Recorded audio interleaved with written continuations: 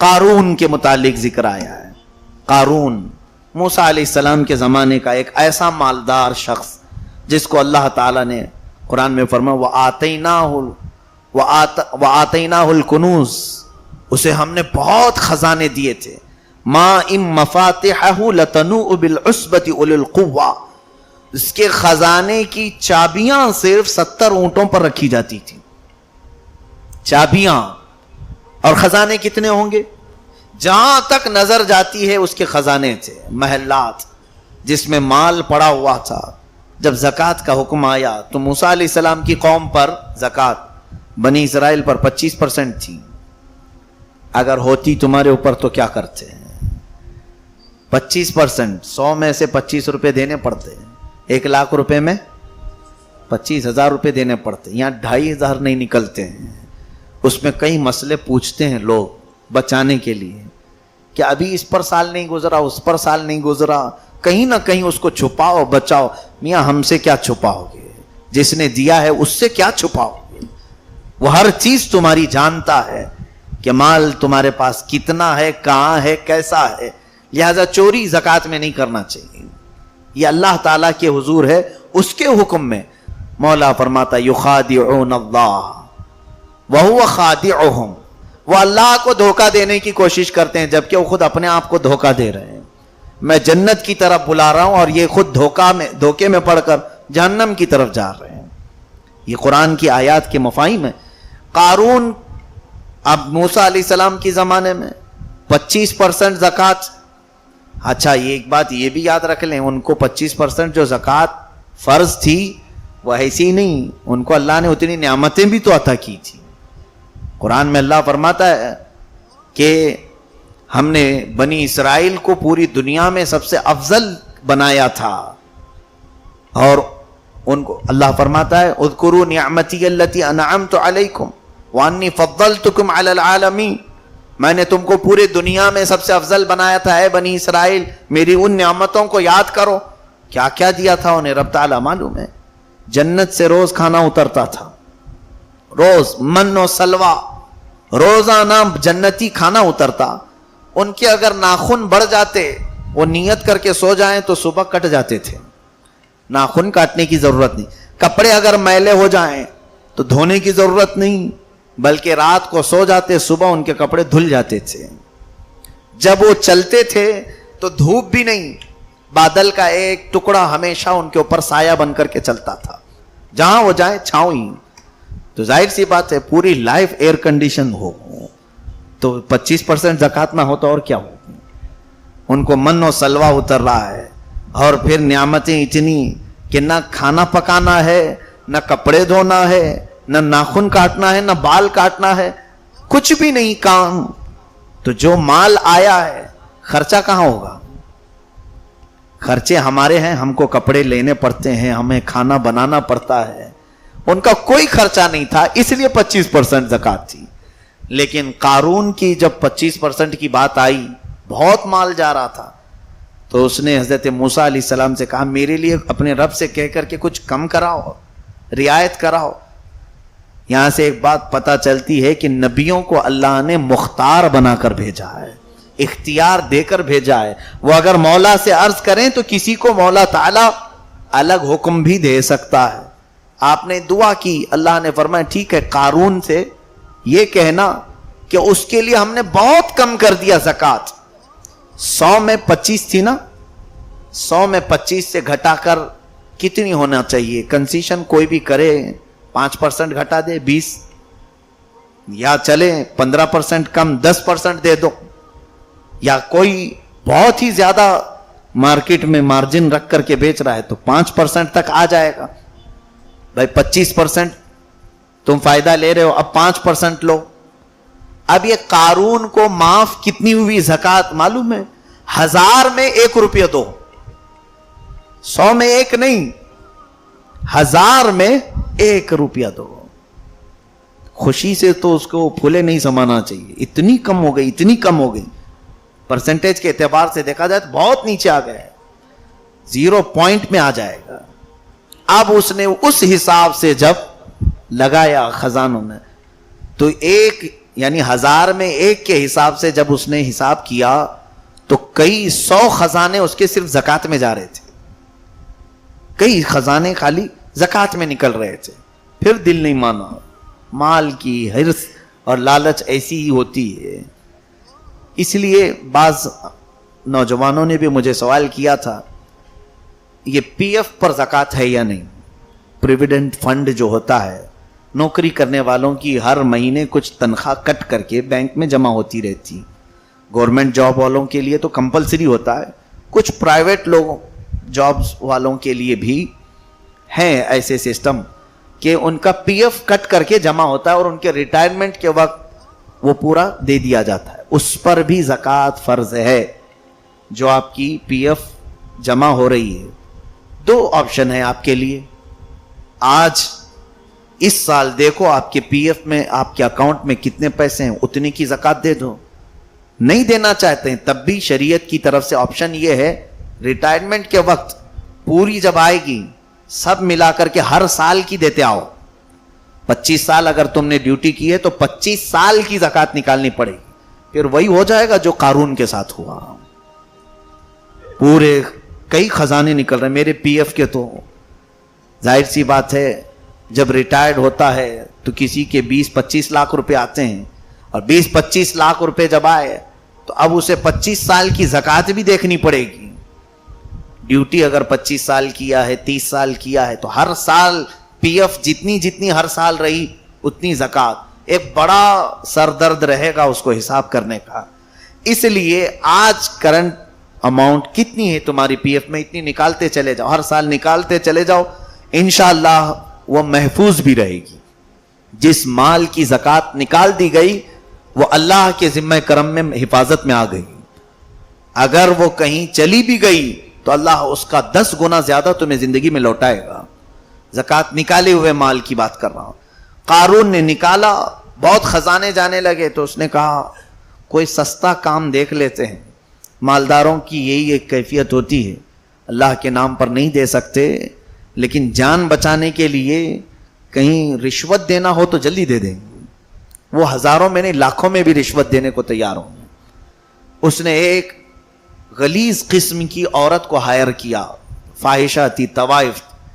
اس سے کہا کہ تجھے میں منہ مانگا انعام دوں گا, بس بھرے مجمع میں موسیٰ سے کچھ سوال کروں گا زنا کے بارے میں, تو صرف یہ کہہ دینا کہ میرے پیٹ میں موسیٰ کا بچہ پل رہا ہے.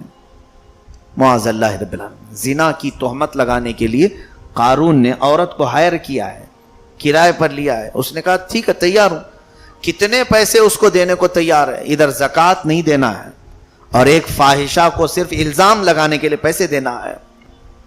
یہ بہتوں کی کیفیت آج بھی ہے میرے عزیزو, آج بھی ہے. بچنے کے لیے کسی کو گرانے کے لیے پیسہ دے دو, کسی کو بھی لاؤ کھڑا کر دو.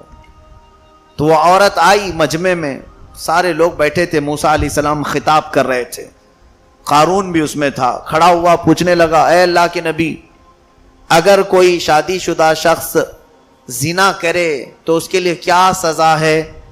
موسیٰ علیہ السلام نے فرمایا اس کا منہ کالا کیا جائے اور رجم کیا جائے, پتھروں سے اسے اتنی بارش کی جائے کہ وہ ہلاک ہو جائے. یہ موسیٰ علیہ السلام کی شریعت میں بھی یہی حکم تھا. تو قارون کھڑے ہو کر کے کہتا اگر آپ نے کیا تو معاذ اللہ رب العالمین. حضرت موسیٰ علیہ السلام کو جلال آ گیا, کہا اعوذ باللہ ان اکون من الجاہلین, اللہ کی پناہ میں جاہلوں میں سے نہیں ہوں. تو نے نبی کے متعلق سوچا کیسے کہ میں کر سکتا ہوں؟ اللہ نے نبیوں کو پیدائشی معصوم بنایا ہے. وہ گناہ کرنا تو چھوڑو, سوچ بھی نہیں سکتے. ان کے اندر گناہ کرنے کی جو کیفیت ہوتی ہے وہ اللہ نے رکھا ہی نہیں. جو شہوت ہوتی ہے نفس امارہ, یہ نبیوں کو اللہ نے رکھا ہی نہیں. فرشتوں کو اور نبیوں کو اللہ نے اس سے پاک رکھا. تو موسیٰ علیہ السلام نے ابھی یہ کہا ہی تھا کہ قارون جو ہے اس عورت کو کھڑے ہونے کا کہا, کھڑی ہو جا. تو عورت کھڑی ہوئی, لیکن موسیٰ علیہ السلام کی طرف دیکھتے ہی کانپنا شروع کر دی. نبی کا جلال جیسی جسم پر پڑا تو وہ تھر تھرانے لگی. موسیٰ علیہ السلام نے پوچھا کیا بات ہے, کیوں کھڑی ہے, کیا کہنا چاہتی ہے؟ قارون اس کو سپورٹ کر رہا تھا, بول بول. تو اس خاتون نے کہا اے مجمع والو سنو, قارون نے مجھے منہ مانگا انعام دینے کی لالچ دی اور یہ کہا کہ میں موسیٰ کو الزام لگاؤں کہ میرے پیٹ میں ان کا بچہ پل رہا ہے. ایسا کچھ بھی نہیں ہے, لیکن قارون نے مجھے پیسے دینے کی بات کہی تھی. یہ اللہ کے نبی ہیں, پاک ہیں. اس نے پورے مجمع میں یہ کہہ دیا, ہمت نہیں ہو سکی. ایک بات یاد رکھیں, بزرگوں نے فرمایا ہے نبی کے دامن پر پیوند تو لگ سکتے ہیں, دھبا نہیں لگتا. اللہ تعالی ہمیشہ اپنے نبیوں کی حفاظت فرماتا ہے. کوئی کچھ بھی کہے لیکن اللہ اپنے نبیوں کی حفاظت میں ہے.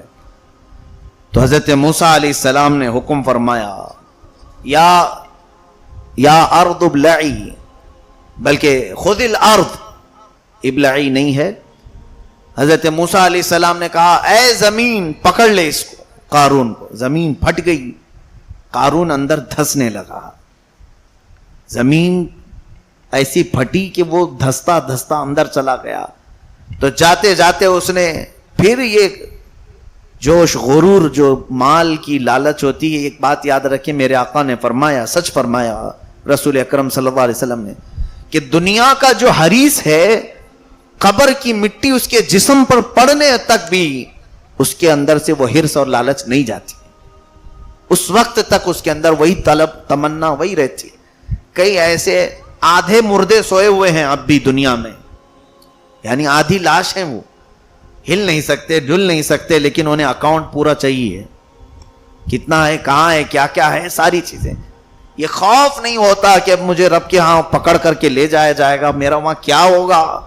نہیں, یہ ساری چیزیں ان کو اٹھ نہیں سکتے, بیٹھ نہیں سکتے. کئی تو ایسے بوڑھوں کو گلے پہ لا کر کے بیٹے بٹھاتے ہیں دکان پہ, جن کو چلنے کی طاقت نہیں.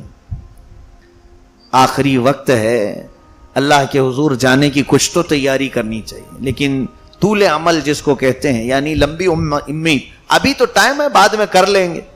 ایسے کئی بوڑھے بغیر توبہ کے چلے گئے. اللہ حفاظت فرمائے. قارون دھس رہا تھا, اب تو توبہ کر لیتا, لیکن اس وقت اس نے کیا کہا, اے موسیٰ تم اپنی طاقت کے بل بوتے مجھے زمین میں دھسا کر میرے خزانوں پر قبضہ کرنا چاہتے ہو. تمہیں اصل میں مال چاہیے تھا, اس لیے اتنا سب کیا تم نے, یہ سب میرے خزانے تم ہڑپ لو گے. وہ اللہ کے نبی بے نیاز ہوتے ہیں, کسی چیز کی انہیں طلب نہیں ہوتی. آپ نے حکم فرمایا زمین رک جا, نہ نگل اس کو. گردن تک دھسا تھا, رک گئی, زمین نے چھوڑ دیا, ویسے ہی رکا رہا. اس کے خزانوں کی طرف آپ نے اشارہ فرمایا, اے زمین پہلے انہیں غبار کر دے, یعنی ان میں اس کے پورے خزانے دھول بنا دے. ایسے لگا جیسے کوئی بم پھٹا ہو, پورے کے پورے خزانے ریت میں بدل گئے. میں خود مصر میں وہ دیکھ کر کے آیا ہوں, آج بھی وہ ریت موجود ہے. پورے کے پورے خزانے ایسے دھسے کہ نہ اس میں مال, نہ سونا, نہ چاندی, نہ مٹی, کچھ نہیں, پورا ریت بن گئے. اس زمانے میں انہوں نے ڈمپ کیا تھا اس کو, ایسا کہ وہ پورا خاک راکھ کی طرح کی بالو بنی ہوئی. اس جگہ کا نام ہی آج بحیرہ قارون ہے. مصر میں, ایجپٹ میں, کائرو سٹی سے, وہاں کی کیپٹل سٹی سے تقریباً 100 کلومیٹر کے فاصلے پر الفیوم ایک شہر ہے جہاں یہ موجود ہے آج بھی بحیرہ قارون. جہاں تک دیکھو صرف یہی نظر آتا ہے, یہ ریتی کا سمندر, ایک چھوٹا سمندر بن گیا ہے جہاں اس کے خزانے تھے پہلے. موسیٰ علیہ السلام نے پورے دھول بنا دیے اور اس کے بعد پھر کہا قارون دیکھ لے, تیرے سامنے ہی تیرے سارے خزانے پلید ہو گئے ہیں, خاک آلود ہو گئے, کچھ نہیں رہا بچا. اب پھر وہ رونے دھونے لگا. آپ نے اس کی کچھ نہ سنی, بلکہ زمین, حکم فرمایا زمین کو, اور زمین پھٹی اور وہ اندر ہمیشہ کے لیے چلا گیا.